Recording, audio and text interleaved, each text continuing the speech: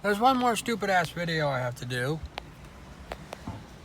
I was gonna go to Home Depot and just pay some stranger $5 to hold my phone and videotape my ugly face and my scruffy looking non-groomed body. Sometimes I'm groomed, but I'm not today.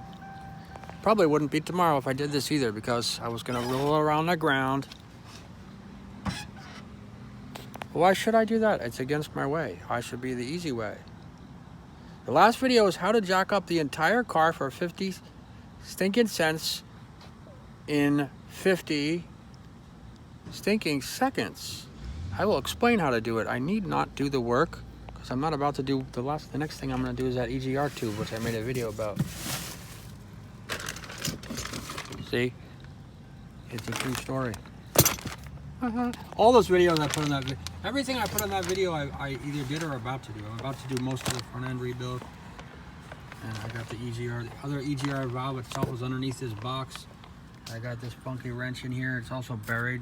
This special ratchet that will slide. I already tried it. It slides over this, all the way down the tube. It slides over this cork, down to the bottom for the tightening this one. Then you slide it all the way up to the top.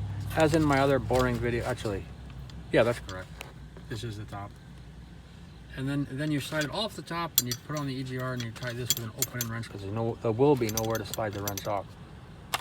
That was a true video. These are all true videos, these sad stories. All these 50-cent things I did, each saved between 100, possibly one of them might have been 50 or 70, but most of them would be like 200. Some of them were 500, some of them were 1,000. All these boring videos are true. They're not videos that talk because I couldn't be describing it if I was doing it. Even I'd have to get a tripod for the camera. It would take forever to film everything. And these videos suck. Here's how to jack up the entire car in 50 seconds, which I have done many a time. You get a jack, preferably not this one, although this one's good enough. Better to get that Harbor Freight one that you do the whole thing in 3 pumps. But you can do it with this thing.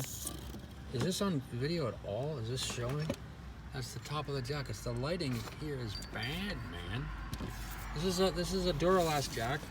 You slide it under the car, in the middle of the chassis. I invented this. It's called the triangle rectangle flip-flop. You don't do it even in a spot like this. You do it where it's totally level, and if it's not level, you have to put them rubber stoppers under the wheel. On this car, 2 of the wheels do not lock. Only one of the back wheels locks on 2-wheel drive on this car.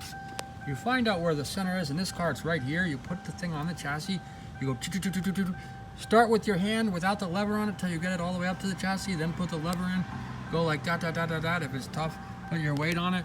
Jack the thing all the way up to the very top of the jack thing, and you put 2 jack stands, small lightweight jack stands, which I have, that are tall, that have things on the ground that are circular looking so you don't dent the pavement. I got 4 of them on eBay for 20 bucks each. This jack was $79.95 at AutoZone, although I had to customize this thing because it grabs the chassis better, with the weird way I do it. Then you jack up the middle of it one time. It takes about 20 seconds, 15 seconds, and you flop 2 of the jack stands under the two parts where the chassis, where it fits the chassis well. That's the very hard thing, to get jack stands that fit the chassis. Then you take the jack stand, you loosen it, you lower it, you spin it around, you kick it under the car, make sure it goes all the way to the end, you walk around to the other side, do the same thing, jack it up, put the jack stands on, and in less than a minute, if you're efficient, more than being strong or anything else, and fluent with how you move your body and get situated with it and position your weight on the jack and all that stuff, you move like a kung fu dude and you're in a good mood, so you have good intuition. In less than a minute, the whole car is on 4 jack stands. Be careful when you actually place the jack stands before you turn the thing and let the jack lower onto the jack stands that they're exactly right. Patience and caution, of course, is worth more than doing it in 50 seconds. But I need the number 50. It's a true story. You can do it. It can be done. Garçon. And that is the opening thing of this video. It's the last one I'm making, but it's the first one, which I have to make all these videos under one title so that I can put one of those YouTube, what do they call, playlists or whatever? And then you make all the titles associated with the first title. There go ergo.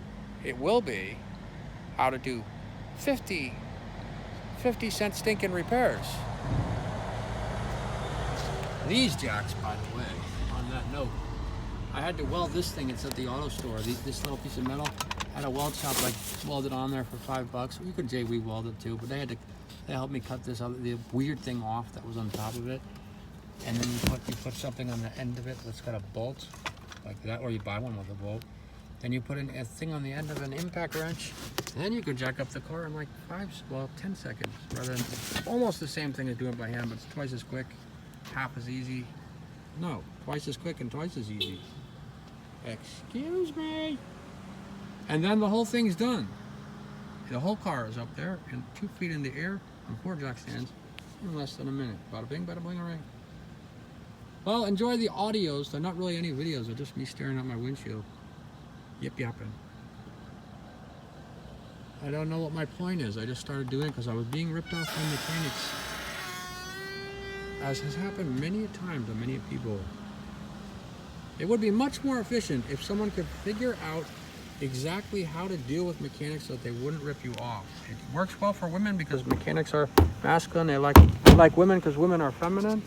But if you don't have that grace to be physically feminine like a woman, you have to learn how to talk to them in ways that don't piss them off. I always piss them off because I'm always like, well, I'm pretty smart. No, I don't say that, but I always have ideas or like advice or something, and as if I'm trying to help. But the last thing a mechanic wants is any retard or just anyone bossing them around because they got a dominant problem. Yeah. Psychology with mechanics. I don't even try to use it. That's why mechanics hate me. It would be much more efficient to learn how to deal with a mechanic than you would not have to learn how to fix a car. But every guy I know says they don't use mechanics because they can't stop mechanics from ripping them off. These are dominant type guys that I happen to know. And I I'm not really that dominant, but I throw things out to help try to save mechanics work, but it doesn't matter because it's advice, and then it's as if I'm bossing them around, and then they hate me and they rip me off. Would be much wiser to use psychology with mechanics and learn how to fix a car yourself, like I did. All these fixes, most of them I've already done, and a few of them I backed out and used a mechanic for situational reasons. But most of all these weird fixes, I did them all for next to free, and they all would have been $200, $300. Many of them. 50 I've listed here. Maybe there's been more. Maybe there's been 75. I didn't list them all. I saved myself like $10,000, but I'm lazy. I don't like doing work.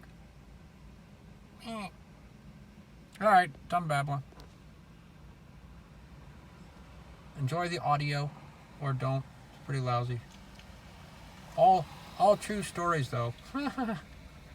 I mean, some things I was wrong about, but all these stories about things that would have been $300, $500 and ended up being nothing. Yeah, they're all true. Okay, done babbling.